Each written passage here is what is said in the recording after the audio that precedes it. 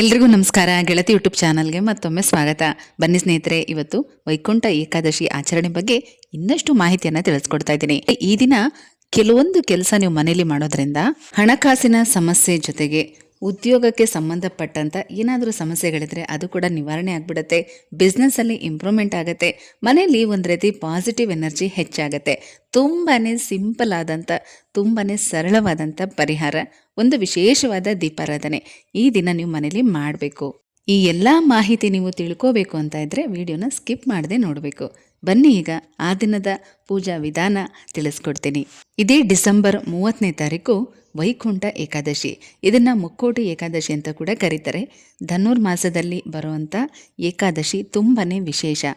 ಆದಷ್ಟು ಹಿಂದಿನ ದಿನವೇ ಪೂಜಾ ರೂಮ್ ಎಲ್ಲ ಕ್ಲೀನ್ ಮಾಡಿಕೊಂಡು ದೇವ್ರ ಸಾಮಾನೆಲ್ಲ ತೊಳೆದು ರೆಡಿ ಮಾಡಿ ಇಟ್ಕೊಳ್ಳಿ.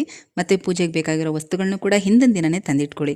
ಯಾಕಂದರೆ ಬೆಳಗಿನ ಬ್ರಾಹ್ಮಿ ಮುಹೂರ್ತದಲ್ಲಿ ಪೂಜೆ ಮಾಡಬೇಕು ಅಂತಂದರೆ ನಾವು ಹಿಂದಿನ ದಿನವೇ ಎಲ್ಲ ರೆಡಿ ಮಾಡಿ ಇಟ್ಕೋಬೇಕು. ಧನುರ್ಮಾಸ ಆಗಿರೋದ್ರಿಂದ ಇನ್ನೂ ಯಾರಾದರೂ ಧನುರ್ಮಾಸದ ಪೂಜೆ ಮಾಡಬೇಕು ಅಂತ ಅಂದ್ಕೊಂಡಿದ್ರೆ ಈ ದಿನ ಒಂದು ದಿನ ಮಾಡಿದ್ರೂ ಕೂಡ ನಿಮಗೆ ಧನುರ್ಮಾಸ ಪೂಜೆ ಮತ್ತು ವೈಕುಂಠ ಏಕಾದಶಿ ಪೂಜೆ ಎರಡನ್ನೂ ಮಾಡಿದಂಥ ಫಲ ಸಿಗುತ್ತೆ. ಉಪವಾಸ ಮಾಡುವಂಥವ್ರು ನೀವು ಬೆಳಗ್ಗೆಯಿಂದನೇ ಉಪವಾಸನ ಶುರು ಮಾಡಬೇಕು. ಈ ದಿನ ಉಪವಾಸ ವ್ರತವನ್ನು ಮಾಡೋ ಅಂಥವ್ರು ಮಾರನೇ ದಿನ ಅಂದರೆ 31ನೇ ತಾರೀಕು ಬೆಳಗ್ಗೆ 10:30 ನಂತರ ಏನಾದರೂ ತಿಂದು ನೀವು ಉಪವಾಸನ ಬಿಡ್ಬೋದು. ಅವತ್ತು ಕೂಡ ಅಷ್ಟೇ ಸ್ನಾನ ಮಾಡಿಕೊಂಡು ದೇವರು ಪೂಜೆ ಮಾಡಿ ದೇವರಿಗೇನಾದರೂ ನೈವೇದ್ಯನ ಮಾಡಿಟ್ಟು ಆಮೇಲೆ ನೀವು ಅದನ್ನು ತಿಂದು ಉಪವಾಸನ ಬಿಡಬೇಕು. ವೈಕುಂಠ ಏಕಾದಶಿಯ ದಿನ ಪೂಜೆಯ ಜೊತೆಗೆ ಈ ಒಂದು ದೀಪಾರಾಧನೆಯನ್ನು ಮಾಡಿ. ವಿಷ್ಣುವಿಗೆ ತುಂಬ ಪ್ರಿಯವಾದಂಥದ್ದು ಅಕ್ಕಿ ಹಿಟ್ಟಿನ ದೀಪಾರಾಧನೆ. ಶಿವನಿಗೂ ಕೂಡ ತುಂಬಾ ಪ್ರಿಯವಾಗತ್ತೆ. ಕಾರ್ತಿಕ ಸೋಮವಾರದಲ್ಲೂ ಕೂಡ 11 ಅಕ್ಕಿ ಹಿಟ್ಟಿನ ದೀಪಾರಾಧನೆಯನ್ನು ಮಾಡಿದ್ರಿ. ಅಕ್ಕಿ ಹಿಟ್ಟಿನ ದೀಪ ಅಥವಾ ಮಣ್ಣಿನ ದೀಪ ಕೂಡ ಹಚ್ಬೋದು. 11 ದೀಪಗಳನ್ನು ಹಚ್ಚಬೇಕು. 11 ಅಥವಾ 21, 54 ಈ ರೀತಿ. ಅಕ್ಕಿ ಹಿಟ್ಟಿನ ದೀಪ, ಬೆಟ್ಟದ ನೆಲ್ಲಿಕಾಯಿ ದೀಪ ಅಥವಾ ಮಣ್ಣಿನ ದೀಪ, ಬೆಲ್ಲದ ದೀಪ, ನೀವು ಯಾವುದೇ ದೀಪಾರಾಧನೆಯನ್ನು ಈ ದಿನ ಮಾಡಬಹುದು. ಆದರೆ 11 ದೀಪಗಳನ್ನು ಹಚ್ಚಬೇಕು. ತುಪ್ಪದ ಬತ್ತಿಗಳನ್ನೆಲ್ಲ ಹಾಕಿ, ತುಳಸಿ ಮತ್ತು ಹೂಗಳನ್ನೆಲ್ಲ ಹಾಕಿ ಅಲಂಕಾರ ಮಾಡಿ ವಿಷ್ಣುವಿನ ಮುಂದೆ 11 ದೀಪವನ್ನು ಹಚ್ಚಬೇಕು. ದೇವಸ್ಥಾನದಲ್ಲಿ ಹಚ್ಚೋದಕ್ಕಾಗಲ್ಲ ಬಿಡಿ, ಯಾಕಂದರೆ ತುಂಬ ರಶ್ ಇರ್ತಾರೆ. ಈ ದಿನ ವೈಕುಂಠ ದ್ವಾರವನ್ನು ಪ್ರವೇಶ ಮಾಡೋದಕ್ಕೂ ಮತ್ತು ಭಗವಂತನ ದರ್ಶನ ಮಾಡೋದಕ್ಕೆ ಅಂಥೇಳಿ ಎಲ್ಲ ವಿಷ್ಣುವಿನ ದೇವಸ್ಥಾನಗಳಲ್ಲಿ ಚಿಕ್ಕ ದೇವಸ್ಥಾನದಿಂದ ಹಿಡಿದು ದೊಡ್ಡ ದೇವಸ್ಥಾನದವರೆಗೂ ತುಂಬಾ ರಶ್ ಇರುತ್ತೆ. ಹಾಗಾಗಿ ಈ ದೀಪಾರಾಧನೆಯನ್ನು ನೀವು ಮನೆಯಲ್ಲೇ ಮಾಡಬೇಕು. ನಿಮಗೆಲ್ಲ ಗೊತ್ತೇ ಇದೆ, ಪಚ್ಚಕರ್ಪೂರ ಭಗವಂತನಿಗೆ ತುಂಬಾ ಪ್ರಿಯವಾದದ್ದು. ತಿರುಪತಿಯಲ್ಲೂ ಕೂಡ ಭಗವಂತನ ಮೈಗೆಲ್ಲ ಪಚ್ಚಕರ್ಪೂರವನ್ನು ಹಚ್ತಾರಂತೆ ಅಭಿಷೇಕ ಆದಮೇಲೆ. ಹಾಗಾಗಿ ಈ ದಿನ ನಿಮ್ಮ ದೇವರ ಮನೆಯಲ್ಲಿ ಪಚ್ಚಕರ್ಪೂರವನ್ನು ದೇವರ ಮನೆ ಸುತ್ತ ಅಂದರೆ ಮೂಲೆ ಮೂಲೆಗೂ ಕೂಡ ಹಾಕ್ಬೋದು. ಇದನ್ನು ನೀವು ಯಾವಾಗಲೂ ಅಷ್ಟೇ, ನಾನು ತುಂಬ ಹಿಂದಿನ ವಿಡಿಯೋದಲ್ಲಿ ಒಂದು ಸಲ ಹೇಳಿದ್ದೆ, ನಾನು ಜಿರಳೆಯನ್ನು ಅವಾಯ್ಡ್ ಮಾಡೋದಕ್ಕೆ ಪಚ್ಚಕರ್ಪೂರನ ಉದುರಿಸ್ಬೇಕು ಅಂತ ಹೇಳಿದ್ದೆ. ಆದರೆ ಈ ದಿನ ತಪ್ಪದೆ ದೇವರ ಮನೆಯ ಮೂಲೆ ಮೂಲೆಗೆ ಪಚ್ಚಕರ್ಪೂರವನ್ನು ಹಾಕಿ ವಿಗ್ರಹಗಳ ಮೇಲೂ ಕೂಡ ಪಚ್ಚಕರ್ಪೂರವನ್ನು ಉದುರಿಸ್ಬೇಕು. ಕಳಸದ ತಟ್ಟೆಗೆ ನೀವು ಅಕ್ಕಿ ಹಾಕಿರ್ತೀರ, ಅದ್ರ ಮೇಲೆಲ್ಲ ಹಾಕಕ್ಕೆ ಹೋಗಬೇಡಿ. ಯಾಕಂದರೆ ನಾವು ಅದನ್ನು ಅಡುಗೆಗೆ ಉಪಯೋಗಿಸಿದಾಗ ಕರ್ಪೂರದ ಸ್ಮೆಲ್ ಬರುತ್ತೆ.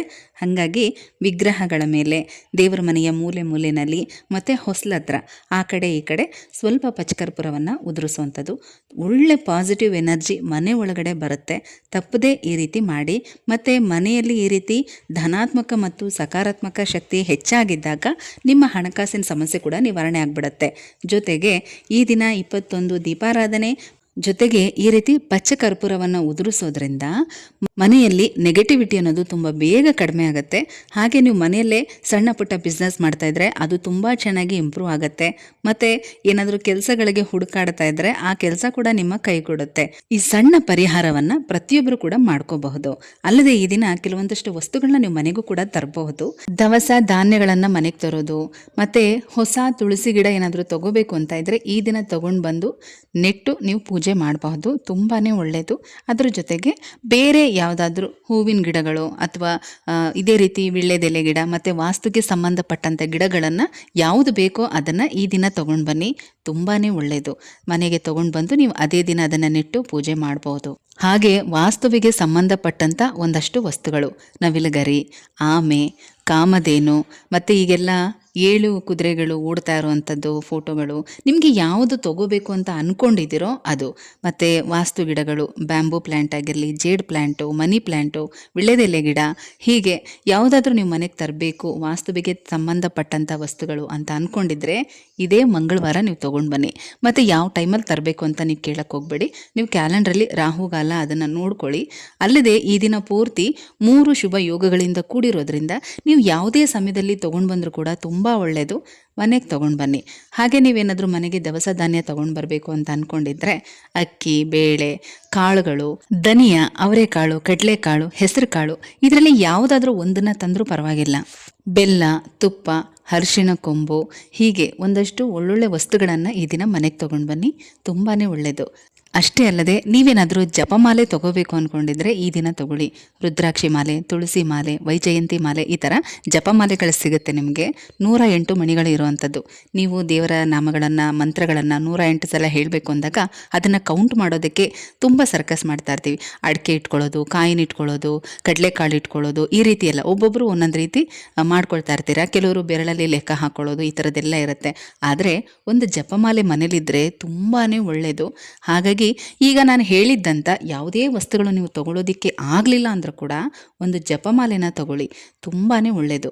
ಈ ದಿನ ತೊಗೊಂಡು ಬಂದು ಅದನ್ನು ಸ್ವಲ್ಪ ಅರಿಶಿನ ನೀರಲ್ಲಿ ತೊಳೆದು ದೇವ್ರ ಮನೇಲಿಟ್ಟು ಅರಿಶಿನ ಕುಂಕುಮ ಎಲ್ಲನೂ ಕೂಡ ಹಾಕಿ ಒಂದು ಹೂವಿಟ್ಟು ಪೂಜೆ ಮಾಡಿ ನೀವು ಆಮೇಲೆ ಮಾರನೇ ದಿನದಿಂದ ನೀವು ಅದರಲ್ಲಿ ಜಪ ಮಾಡಿಕೊಂಡು ಅಂದರೆ ಮಂತ್ರಗಳನ್ನು ಹೇಳುವಾಗ ಲೆಕ್ಕ ಹಾಕ್ಕೊಂಡು ಮಂತ್ರನ ಹೇಳ್ಕೊಬೋದು. ತುಂಬಾ ಒಳ್ಳೆಯದು. ಇನ್ನೊಂದು ಹೇಳ್ತೀನಿ ಕೇಳಿ, ಈ ರೀತಿ ಜಪಮಾಲೆ ನಾವು ಮನೇಲಿ ಇಟ್ಕೊಂಡ್ರೆ ಒಂಥರ ಸೆಳೆತ ಅದು.